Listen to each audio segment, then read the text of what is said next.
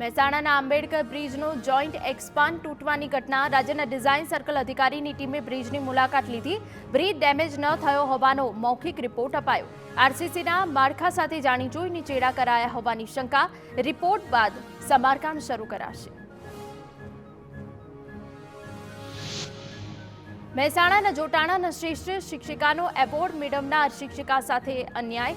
શિક્ષિકા ભામિની પટેલનો ચેક 3 મહિના બાદ પણ ક્લિયર થયો ન। બેંક તરફથી નવા ચેકની માંગણી કરાતા ભામિની પટેલે શિક્ષણ વિભાગનો સંપર્ક કર્યો, પરંતુ શિક્ષણ વિભાગ તરફથી કોઈ જવાબ નથી મળ્યો। અમરેલીમાં દરિયામાં ડૂબી જવાથી સિંહણનું મોત। રાજ્યમાં આ રીતે સિંહણનું મોત થવાની બની પ્રથમ ઘટના। જાફરાબાદના ધારાબંદર નજીક દરિયામાંથી સિંહણનો મૃતદેહ મળ્યો, તો બીજી તરફ ઉનાની ખત્રીબાડા દરિયાઈ ખાડીમાંથી સિંહ બાળનું રેસ્ક્યુ કરાયું। વન વિભાગે દરિયા કિનારે સ્કેનિંગ શરૂ કર્યું।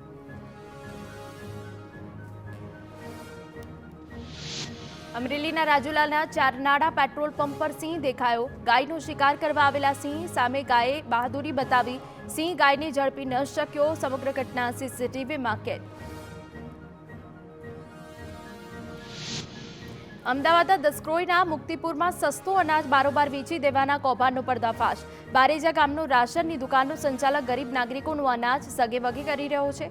મુક્તિપુરના 100 જેટલા રેશન કાર્ડ ધારકો અનાજથી વંચિત। કાર્ડ બંધ થઈ જશે તેવી બીક બતાવી લોકોના અંગૂઠાની છાપ લઈ લેવાય છે।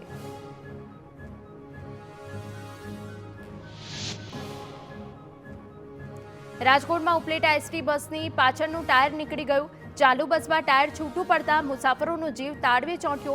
અમદાવાદ જતી વખતે વીરપુર પાસેની ઘટના। અગાઉ પણ આવી ઘટના બની હતી। મુસાફરોના જીવને જોખમ।